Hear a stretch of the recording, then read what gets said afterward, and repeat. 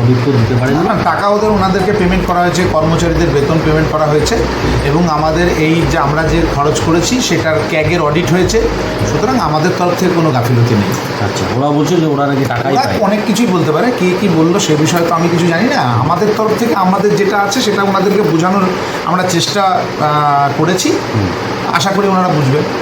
বলছে যে এরপরে যদি টাকা না পায় তাহলে আপনার বিরুদ্ধে আদালতে যাবে। সেটা দেখুন, আমি তো আমার নিয়মকানুন মেনেই খরচা করেছি, ঠিক আছে। পাশাপাশি আপনার দপ্তর, আপনার চেম্বারের ভিতরে বেশ উত্তেজনা দেখা গেল এবং যে হ্যাঁ, ভাষায় আলোচনা- আপনাকে আক্রমণ করা হলো। না না, ঠিক আছে, সেটা আলোচনা হতেই পারে, মানুষ বিভিন্ন রকম আলোচনা হতে পারে, ওটা নিয়ে আমার কিছু বলার নেই।